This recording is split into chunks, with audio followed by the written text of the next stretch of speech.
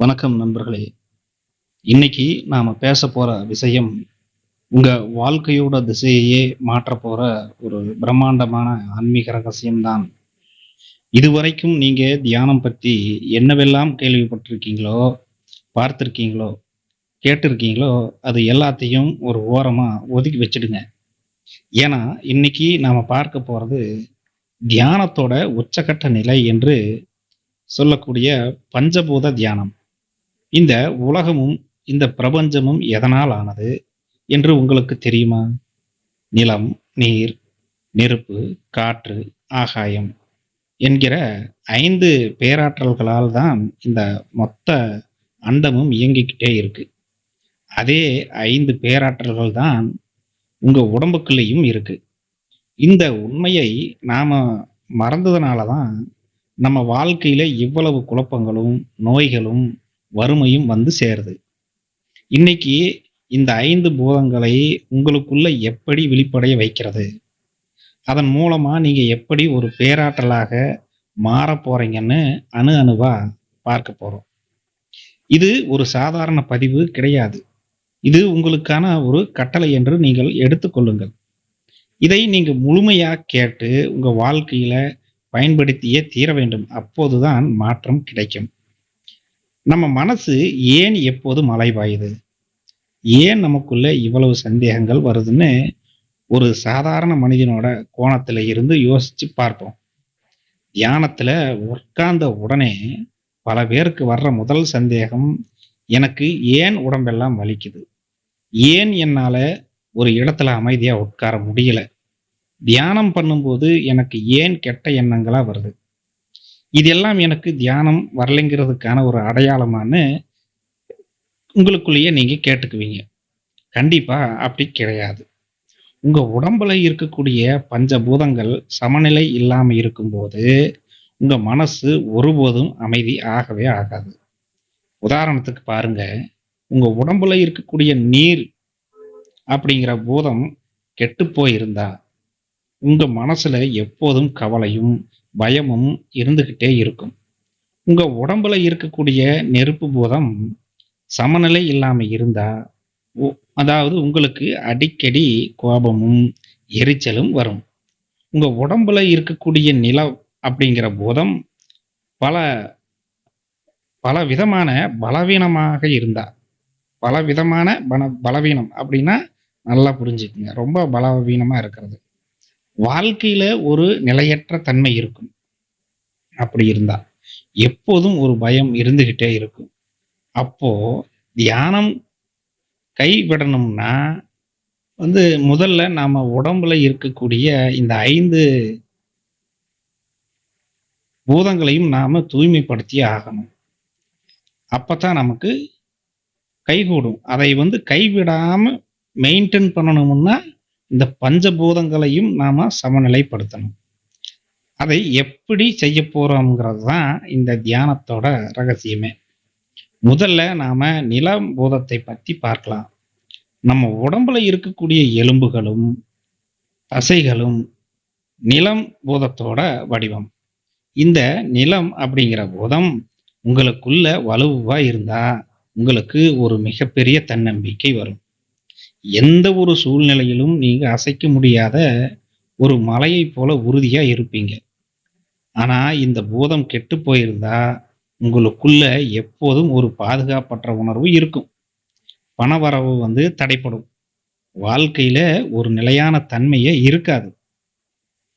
இந்த நிலபூத தியானத்தை நீங்க செய்யும்போது, பேரண்டத்தோட ஈர்ப்பு விசை உங்களுக்குள்ள வேலை செய்யத் தொடங்கும். உங்க உடம்புல இருக்கக்கூடிய அத்தனை சோம்பேறித்தனமும் மறைஞ்சு ஒரு பிரம்மாண்டமான காந்த சக்தி உங்களுக்குள்ள உருவாகும். நீங்க தொடர காரியம் எல்லாமே வெற்றியாகும். நண்பர்களே, நாம் அடுத்து பார்க்க போறது நீர். நம்ம உடம்புல இருக்கிற அந்த இரத்த ஓட்டமும், மற்ற நீர்ம பொருட்களும் தான் நீர்பூதத்தோட வடிவம். அந்த நீர் உங்களுக்குள்ள தூய்மையா இருந்தா, உங்க மனசு ஒரு தெளிவான நீரோடை போல இருக்கும். உங்ககிட்ட அன்பு, கருணை, பச்சாதாபம் தானாவே ஊற்றெடுக்கும். இந்த ஊற்றெடுக்கும் போது தான் மத்தவங்க மனசை புரிஞ்சுக்கிற சக்தி உங்களுக்கு கிடைக்கும். அது நமக்குள்ள ஊற்று எடுக்கணும். ஊற்று எடுக்கலைன்னா மற்றவர்களே இல்ல, நம்மளையே நாம புரிஞ்சுக்க முடியாது. ஆனா, இந்த நீர்பூதம் சமநிலை இல்லாம இருந்தா, மன அழுத்தம், பேராசை, பொறாமை, பழிவாங்குற குணம் இது எல்லாம் உங்களுக்குள்ள தலை தூக்கிக்கிட்டே இருக்கும். இந்த நீர்பூத தியானத்த நீங்க சரியா பண்ணும்போது, உங்க உடம்புல இருக்கக்கூடிய அத்தனை நச்சுப் பொருட்களும் வெளியே போயிடும். முகம் பிரகாசமாகும். உங்க பேச்சுல ஒரு வசீகர சக்தி உண்டாகும். உங்களை சுத்தி இருக்கிறவங்க உங்க அன்புக்கு கட்டுப்படுவாங்க. இப்போ 3வதா என்னன்னு பார்த்துடலாம். அதுதான் நெருப்பு. நம்ம உடம்புல இருக்கக்கூடிய ஜீரண சக்தியும், உடலின் வெப்பமும் தான் நெருப்பு பூதத்தோட வடிவம். நெருப்பு உங்களுக்குள்ள விழிப்படைஞ்சா, உங்ககிட்ட ஒரு பிரம்மாண்டமான ஆளுமை திறன் உருவாகும். இதற்கும் துணிந்த ஒரு தைரியம் வரும். உங்க கண்ணுல ஒரு தீர்க்கமான பார்வை உண்டாகும். ஆனா, இந்த நெருப்பு பூதம் சமநிலை இல்லாம போனா, உங்களுக்குள்ள ஒரு கடுமையான கோபமும், வயிறு சம்பந்தப்பட்ட நோய்களும், தூக்கமின்மையும் நிச்சயமாக வரும். இதை நீங்க வாழ்க்கையில பார்த்துக்கிட்டே இருந்திருப்பீங்க. இந்த நெருப்பு பூத தியானத்தை நீங்க செய்யும்போது, உங்க ஆழ் மனசுல இருக்கக்கூடிய அத்தனை எதிர்மறை பதிவுகளும், அந்த பயங்களும் எரிஞ்சு சாம்பலாகும். ஒரு புதிய எனர்ஜி உங்களுக்குள்ள பிறக்கும். அப்பதான் பிறக்கும். உங்களால எதையும் சாதிக்க முடியுங்கிற அந்த வெறி உங்களுக்குள்ள உண்டாகும். இப்போ 4வதா காற்று பூதம். இந்த காற்று நம்ம உடம்புல ஓடுற உயிர் மூச்சு. இந்த மூச்சு இல்லைன்னா நாம இல்ல. நரம்பு மண்டலமும் தான் காற்று பூதத்தோட வடிவம். எப்படி? உயிர் மூச்சும் நரம்பு மண்டலம் தான் காற்றோட பூதமே. காற்று பூதம் தூய்மையா இருந்தா உங்க சிந்தனைகள் எல்லாமே ரொம்ப உயர பறக்கும். உங்க புத்தி கூர்மையாகும். எதையும் எளிதா புரிஞ்சுக்கிற சக்தி வரும். முக்கியமா உங்க மனசு எப்பவுமே லேசா ஒரு பறவை போல சுதந்திரமா இருக்கும். ஆனா காற்று பூதம் கெட்டு போயிருந்தா மனசு எப்போதுமே ஒரு குழப்பத்திலேயே இருக்கும். ஒரு இடத்துல கவனத்தை குவிக்க முடியாது. தேவையில்லாத கற்பனைகள் உங்களை பயமுறுத்திக்கிட்டே இருக்கும். இந்த காற்று பூத தியானத்தை நீங்க சரியா செய்யும்போது உங்க உயிராற்றல் அதிகமாகும். உங்களால பிரபஞ்சத்தோட அதிர்வுகளை ரொம்ப எளிமையா உள்வாங்க முடியும். உங்க எண்ணங்களுக்கு ஒரு அசாத்தியமான சக்தி கிடைக்கும். நீங்க என்ன நினைக்கிறீங்களோ அது பிரபஞ்சத்துல உடனே கேட்கும், அது பலிக்கும். கடைசியா நம்ம பார்க்க போறது நண்பர்களே, ஆகாயம். இதுதான் ரொம்ப ரொம்ப முக்கியமானது. மற்ற 4 பூதங்களும் அடங்கி இருக்கக்கூடிய அந்த மிகப்பெரிய பெருவெளி தான் அந்த ஆகாயம் அப்படிங்கிறது. நம்ம உடம்புல இருக்கிற அணுக்களுக்கு நடுவுல இருக்கிற இடைவெளி தான் இந்த ஆகாய பூதத்தோட வடிவம். நல்லா புரிஞ்சுக்குங்க. நம்ம உடம்புல இருக்கக்கூடிய அந்த அணுக்களுக்கு சென்டர் பகுதியில் இருக்குது இல்லையா, அந்த இடைவெளி தான் ஆகாயத்தோட வடிவம். நல்லா புரிஞ்சுக்குங்க. புரிஞ்சுக்கிட்டா தான் தியானிக்கும் போது அதைய ஒரு விழிப்பு நிலைக்கு கொண்டு வர முடியும். உணர்வு ரீதியா அதை கொண்டு வர முடியும். இந்த ஆகாய பூதம் உங்களுக்குள்ள விழிப்படைஞ்சா உங்களுக்குள்ள ஒரு பிரம்மாண்டமான அமைதி கிடைக்கும். உண்டாகும். அமைதி தானாகவே உண்டாகும். அது வரைக்கும் நீங்க கேட்ட பாட்டுகள், பார்த்த வீடியோக்கள், மத்தவங்க சொன்ன கதைகள் இதெல்லாம் உங்க மனசை விட்டு மொத்தமா விலகிடும். அப்போ நாம முக்கியமா எதை பத்தி பார்க்கணும்னா இதுதான். இந்த ஆகாயத்தை பத்தி நல்லா அடிவேர் வரைக்கும் நாம தெரிஞ்சு தவத்துல தியானிக்கும் போது செய்யணும். சரிங்களா? உங்க மனசு ஒரு சுத்தமான வெற்று பலகை போல மாறும். அதாவது ஒண்ணுமே இல்லாத மாதிரி, ஒரு காற்றில் பறக்கிற மாதிரி. அந்த வெற்று பலகையில் தான் பிரபஞ்சத்தோட ஞானம் இறங்கும். உங்களுக்குள்ள இருக்கக்கூடிய ஆன்மீக சக்தி உச்சகட்ட நிலையை அடையும். இந்த ஆகாய பூதம் சரியா வேலை செஞ்சா உங்களுக்கு எந்த தியானமும் செட் ஆயிரும். உங்களுக்கு எந்த ஒரு சந்தேகமும் வராது. ஏன்னா, நீங்க பேரண்டத்தோட நேரடியா இணைஞ்சிருவீங்க. இப்போ பல பேருக்கு வர்ற ஒரே ஒரு சந்தேகம். இந்த பஞ்சபூத தியானத்தை நான் எப்படி செய்யணும்? இதுக்கு எவ்வளவு நேரம் ஆகும்? எனக்கு இதனால என்ன பலன் கிடைக்கும்னு நான் ஏற்கனவே சொன்ன மாதிரி 5 நிமிஷத்துல பண்றதுக்கு இது ஒன்றும் விளையாட்டு கிடையாது. இந்த தியானத்தை நீங்க முழுமையா செய்யணும்னா, குறைந்தது 1 மணி நேரமாவது ஒதுக்கணும். அப்பதான் ஒவ்வொரு பூதத்தையும் உங்களுக்குள்ள தூய்மைப்படுத்த முடியும். ஆரம்பத்துல வேணா சிறிது நேரம் செய்யலாம். ஆனா இது நமக்கு நல்லா கை கொடுக்கணும்னா 1 மணி நேரம் ஆகும். இந்த 5 நிமிடத்துல தியானம் பண்றேன்னு சொன்னவங்க தங்களை தாங்களே ஏமாத்திக்கிறாங்க. 5 நிமிடத்துல எல்லாமே முடியும்னு. தியானம்ங்கிறது உங்க ஆழ் மனசோட ஆழத்துக்கு போற ஒரு பயணம். அதுக்கு நேரம் கண்டிப்பா தேவைப்படும். 1 நிமிஷத்துல முடிஞ்சிரும். அங்க போய் தீட்சை வாங்குனா முடிஞ்சிரும். அதை வாங்குனா முடிஞ்சிரும். இதை வாங்குனா முடிஞ்சிரும். அதெல்லாம் கிடையாது. நீங்க செல்லணும். நீங்க ஆழமா போகணும். அப்பத்தான் உங்களுக்கு கிடைக்க வேண்டியது கிடைக்கும். இப்போ நான் உங்களுக்கு ஒரு வார்னிங் மாதிரி, ஒரு கட்டளை மாதிரி பாருங்க. இதை நீங்க ஒரு ஆன்மீக கடமையா நினைச்சு இன்னையிலிருந்து செய்யத் தொடங்குங்க. ஒரு அமைதியான இடத்தை தேர்ந்தெடுத்துக்குங்க. தரையில ஒரு விரிப்பை விரிச்சு சம்மணமிட்டு நேரா உட்கார்ந்து பாருங்க. உங்க முதுகுத்தண்டு நேரா இருக்கணும். அப்பதான் ஆற்றல் பாயும் சரியாக திசை நோக்கி மேல் நோக்கி செல்லும். இதையெல்லாம் நாம முந்தைய வீடியோக்கள்லாம் பார்த்துருக்குறோம். இப்போ கண்களை மெதுவா மூடிக்கோங்க. முதல்ல உங்க கவனத்தை உங்க உடம்போட கீழ் பகுதிக்கு, அதாவது நிலத்தோட இருக்கக்கூடிய பகுதிக்கு கொண்டு வாங்க. பூமியில இருந்து ஒரு பிரம்மாண்டமான காந்த சக்தி உங்க உடம்புக்குள்ள ஏறுது இல்லையா? அந்த ஏறுற மாதிரி உணருங்க. உங்க உடம்பு ஒரு பெரிய பாறை போல உறுதியாகிறதை கற்பனை பண்ணுங்க. இதுதான் நிலபோதத்தோட விழிப்பு நிலை. அந்த பூமியாகவே நீங்க மாறுறது. அடுத்ததா உங்க கவனத்தை உங்க தொப்புள் பகுதிக்கு கொண்டு வாங்க. உங்க உடம்புல இருக்கக்கூடிய ரத்த ஓட்டமும் நீர்மங்களும் பேரண்டத்தோட தூய்மையான நீரால் சுத்தமாகிறதா நீங்க உணரணுங்க. உணர்ந்து பாருங்க. உங்களுக்குள்ள அன்பு, கருணை பொங்குறதை கவனிங்க. இதுதான் நீர்பூத விழிப்பு நிலை. நல்லா புரிஞ்சுக்குங்க.